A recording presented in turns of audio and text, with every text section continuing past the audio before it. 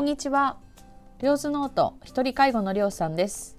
突然ですが、皆さんは人間関係のお悩みはありますか？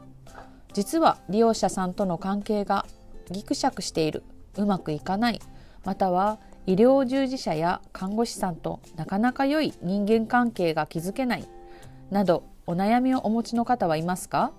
本日は永遠のテーマ、人間関係のコツ、看護師さん、介護士さん、患者さんとうまくやるコツについてお送りします。医療や介護にかかわらず、どんな人間関係にでも応用できると思いますので、ぜひ最後までご視聴ください。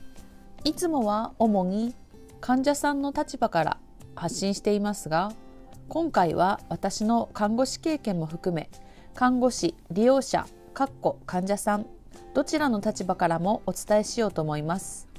まずはじめに、1、実は知らない看護師の裏事情。2、医療関係者さん、介護士さんの本音。3、医療従事者と患者がうまくいくコツとちょっとしたテクニックの順でお送りします。それではスタート。なぜ関係が良くないのか。それは一言で言うと、相手をよく理解していないからかなと思います。相手の気持ちを分かっているようで分かっていないかもですね。まずは相手の立場、現状を知らないことには理解できませんので、少し相手の立場を覗いてみましょうか。利用者様や患者様の現状は、以前の動画、患者の本音でお伝えしましたので、今回は割愛させていただきます。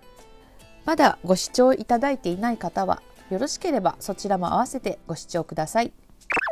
1、実は知らない看護師さんの裏側。現役ナースさんや介護士さんたちに仕事でどんな時にストレスを感じるか、どんなことで傷ついているのかについて聞いてみましたので、一部ご紹介させていただきます。血管が細い人や出にくい人の採血が難しいです。そういう患者さんほど文句というか余計な一言が多い。患者様の1回で終わらせてほしい気持ちももちろん理解してますし、こちらだって1回で終わらせたい。精一杯やってるのにプレッシャーかけてくる。自分なりにやっているのにベテランさんに代わってくださいと言われた時、ショックでした。妊娠中に重いものが持てず、他のスタッフに代わってもらったところで、利用者さんに尽くしてないとアンケートの苦情欄に書かれた。デイサービスのご利用者様で体に麻痺があり、杖と見守りが必要な方がいました。お一人でタバコを買いに行けないので付き添ってほしいと言われた。付き添ってあげたい。でも事故のリスクや他の患者様との兼ね合いもあり、なかなか難しい。それくらいしてあげたい気持ちはあるんだけど、してあげられないという葛藤がある。なるほどですね。皆さん心当たりありますか？そんなようなこと言っちゃったことあるなぁと思う患者さんや利用者さんはいらっしゃいますか？看護師さんたちも結構きついこと言われていますね。ではもう少しストレスの原因を見ていきましょう。医師と患者さんの板挟みになっている。ミスが許されない。時には患者さんの死と向き合わなければいけない時がある。自分の理想の看護と求められる看護とのギャップがある。夜勤や遅番などの昼夜逆転の生活。人の生死や人の心身に関わる緊張感。張り詰めた環境、人間関係のストレス。医療関係者がサービスする側と受ける側の患者はお客様という意識。患者至上主義になっているような気がする時がある。看護の質が低下していることを暗黙の了解とする現場で働いている。昔から伝わる無駄が多いやり方や無意味な事柄を続けている現場。上司の古い知識と古い考えで新しいことが受け入れてもらえないなどでした。アンケートのご協力ありがとうございました。患者さんが知らなかった医療従事者や介護士さんのご苦労があったのではと思います。皆さん大なり小なり葛藤の中お仕事されているようです。もちろん私も今までに時には看護師さんやケアワーカーさんに不服な時もありました。文句を言いたいこともありましたし、お伝えできることはしてきました。ですが、どんなケアやサービスも患者だから受けることは当たり前ではないと思っています。そして最近はつくづく看護や介護を提供していただける人がいないと現実は生活していけないことを実感しています。介護や看護で大切なことは信頼関係だと思います。医療関係者と介護を受ける側との関係はどちらの立場が上でも下でもなく対等で公平です。ケアに対して思うことや改善してほしいことはお互いが我慢しないで伝えると良いと思います。とは言っても私のような性格だから言えるというのもあり、言いたくても言えない方もいらっしゃいますよね。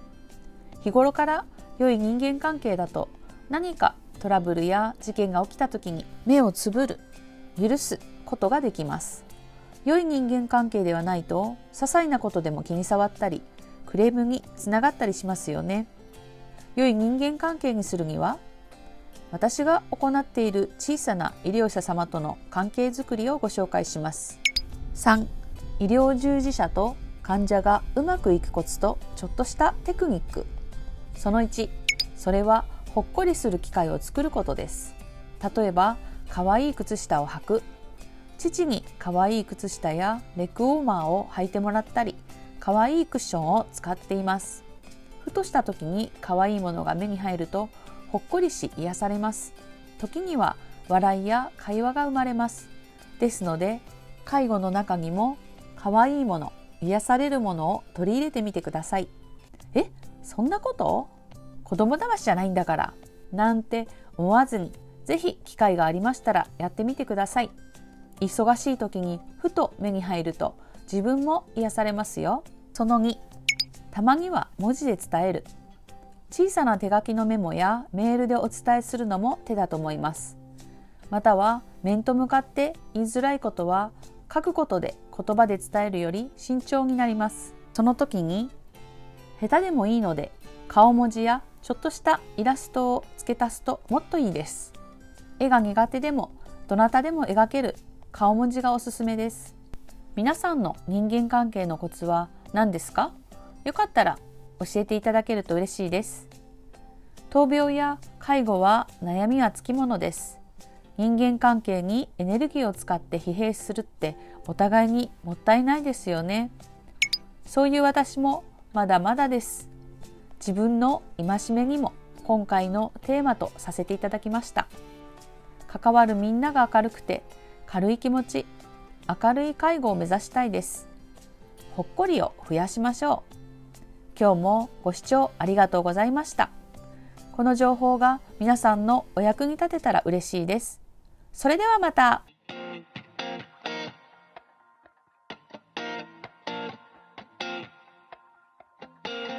Clear nights and I'm ready to fall